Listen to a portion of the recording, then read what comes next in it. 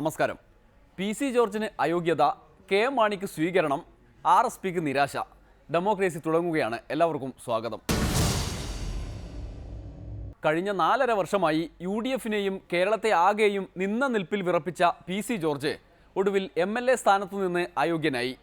യോഗ്യൻ ഞാനാണ് എന്ന് ആവർത്തിച്ച് പറഞ്ഞുകൊണ്ടിരുന്ന പി.സിയെ ഒടുവിൽ മാണി പാർട്ടിക്കാർ ചേർന്നാണത്രേ അയോഗ്യനാക്കിയത്. മാണിയുടെ ബാർക്കോഴ ചോദ്യം ചെയ്ത് പാർട്ടിയിൽ നിന്ന് പുറത്തുപോയപ്പോൾ തന്നെ മാണി അത് തീരുമാനിച്ചതാണ്. സ്പീക്കർ അവസാനം അത് പ്രഖ്യാപിച്ചു. പി.സി. ജോർജ് ഈ നിയമസഭാ കാലയളവിൽ MLA സ്ഥാനത്ത് നിന്ന് അയോഗ്യനായി എന്ന്. എന്തായാലും പി.സിക്ക് വലിയ നഷ്ടങ്ങളൊന്നുമില്ലെങ്കിലും തൊട്ട് തലേന്നാൾ രാജിക്കത്ത് നൽകി നടത്തിയ നാടകം ചീറ്റിപ്പോയി എന്ന് മാത്രം. പി.സി. ജോർജ് MLA 3/6/2015 മുതൽ അയോഗ്യനായി പ്രഖ്യാപിക്കുന്നു. കേട്ടിട്ടില്ലേ? An idea can change your life. അവസാനം തീരുമാനം എന്നാണ് എന്ന് പ്രഖ്യാപിക്കുകയും തീരുമാനം പ്രഖ്യാപിക്കുന്നതിൻ്റെ തലേ ദിവസം തന്ന രാജി സ്വീകരിക്കുന്നത് ശരിയല്ല. തെരഞ്ഞെടുപ്പിൽ മത്സരിക്കുന്നതിന് അയോഗ്യതയില്ല. ആദ്യം ചീഫ് വിപ്പ് സ്ഥാനം പോയി, ഇപ്പോൾ MLA സ്ഥാനവും പോയി. ഇനി പാർട്ടി അംഗത്വവും പോകും എന്നതാണ് മാണിയുടെ ഭീഷണി. അത് കേൾക്കുമ്പോഴും പി.സി. ചിരിക്കാതെ എന്തു ചെയ്യും? എന്തായാലും ഒരു കാര്യമുണ്ട്, മാണി മന്ത്രിസ്ഥാനം പോയി തലസ്ഥാനത്തു നിന്ന് പാലായിലേക്ക് വണ്ടി കയറുമ്പോൾ പിന്നാലെ പി.സി. MLA സ്ഥാനത്ത് നിന്ന് അയോഗ്യനാക്കപ്പെട്ട് പൂഞ്ഞാറിലേക്ക് വണ്ടി കയറും എന്നത്. ഇനി സ്വീകരണമുണ്ടാകുമോ എന്തോ. കാരണം കേരള രാഷ്ട്രീയത്തിൽ കാലങ്ങളായി കണ്ടുവരുന്ന ഒരു പ്രത്യേകതയുണ്ട്. അഴിമതി ആരോപണത്തിൽപ്പെട്ട് നാണം കെട്ടാലോ, കോടതി ശിക്ഷിച്ചാലോ, ഇനി മന്ത്രിസ്ഥാനം രാജിവെക്കേണ്ടി വന്നാലോ, MLA സ്ഥാനം തന്നെ പോയാലോ ഒക്കെ സ്വന്തം പാർട്ടിക്കാരെ കൊണ്ട് നേതാക്കൾ ഒരു സ്വീകരണം അങ്ങ് സംഘടിപ്പിക്കും. ബാർക്കോഴ കേസിൽ മാണിക്കെതിരെ ആരോപണം ഉന്നയിച്ച് ചീഫ് വിപ്പ് സ്ഥാനം പോയ പി.സി. ജോർജിന് തിരുവനന്തപുരം മുതൽ പൂഞ്ഞാർ വരെ സ്വീകരണമായിരുന്നല്ലോ. ഇപ്പോഴിതാ കോടതി പരാമർശം കൂടി വന്നതോടെ നിൽക്കക്കള്ളിയില്ലാതെ രാജിവെച്ച് പാലായിലേക്ക് വണ്ടി കയറുന്ന കെ.എം. മാണിക്കും തിരുവനന്തപുരം മുതൽ സ്വീകരണം. പലയിടങ്ങളിലും കരിങ്കൊടിയാണ് സ്വീകരണങ്ങളിൽ ഉയർന്നു കണ്ടതെങ്കിലും കേരള കോൺഗ്രസുകാരുടെ മുദ്രാവാക്യം അങ്ങുമിങ്ങുമായി കേൾക്കാമായിരുന്നു.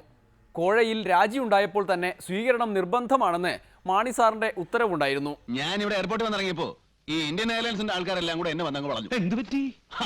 അവർക്കും എനിക്കൊരു സ്വീകരണം തരുന്നു. ഈ കൊല്ലം ഇന്ത്യൻ എയർലൈൻസിലെ ഏറ്റവും കൂടുതൽ യാത്ര ചെയ്ത യാത്രക്കാരൻ ഞാനാണല്ലോ. പക്ഷെ എനിക്കും സ്വീകരണത്തിനൊക്കെ എവിടെയാ നേരം? വേണ്ടെന്ന് പറഞ്ഞു. ഇനി നാട്ടിലെത്തി കരയോഗത്തിന്റെ വക സ്വീകരണം കഴിഞ്ഞതിന് ശേഷമേ വേറെ സ്വീകരണമുള്ളൂ. നാട് കഴിഞ്ഞേ എനിക്ക് മറുനാടുള്ളൂ. അപ്പോ കരയോഗത്തിന് സ്വീകരണം കഴിഞ്ഞാൽ മറ്റുള്ളവർക്ക് ഡേറ്റ് കൊടുത്താൽ മതിയോ? ഇവർക്കൊക്കെ നിർബന്ധമാണെങ്കിൽ അങ്ങനെ. ബോംബെയിലെ എനിക്ക് ആഴ്ചയിൽ 2-3 സ്വീകരണം ഉണ്ടാവും. ഒരു തുക. വലിയ വലിയ ജഡ്ജിമാരും സിനിമാ താരങ്ങളും ഒക്കെ നമ്മളെങ്ങനെ അങ്ങോട്ട് പുകഴ്ത്തല്ലേ? അല്ല, അവര് ചുമ്മാ പുകഴ്ത്തല്ലോ. അതും ശരിയാ. അല്ല, ഞങ്ങൾ ഇങ്ങനെ ഒരു സ്വീകരണത്തിന്റെ കാര്യം ആലോചിച്ചില്ലായിരിക്കും. ഇനി ആലോചിച്ചാൽ മതി. നാട്ടിൽ വന്നിട്ട് സ്വീകരിച്ചില്ലെങ്കിൽ നിങ്ങൾക്ക് അതിന്റെ മനക്കേട്. പക്ഷേ സ്വീകരണം ഗംഭീരമായിരിക്കണം. നാടൊന്ന് ഇളകണം. നാടിളക്കിക്കൊണ്ടുള്ള സ്വീകരണം. അങ്ങനെ മാണി പാർട്ടിക്കാർ സ്വീകരണത്തിനായി ഷാളുകളും കിരീടങ്ങളും മുദ്രാവാക്യങ്ങളുമെല്ലാം തയ്യാറാക്കി വച്ചു. പ്രശാന്തിൽ നിന്ന് പ്രശാന്തമായി മാണി യാത്രയായി. എല്ലാം ദൈവത്തിന് സമർപ്പിച്ച് ഒരു യാത്ര.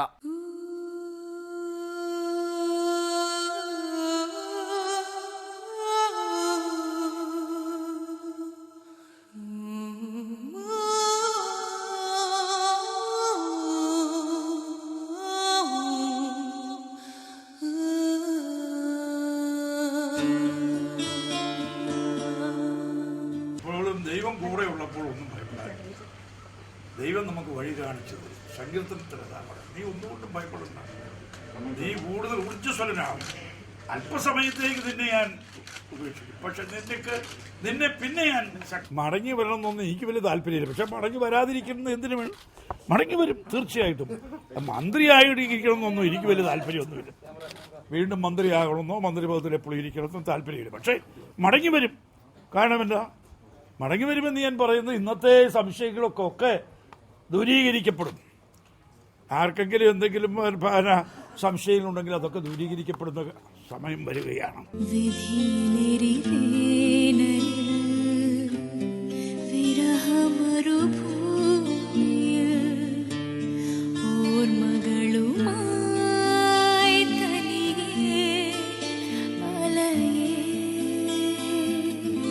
എനിക്ക് ആരോട് പരിഭവം?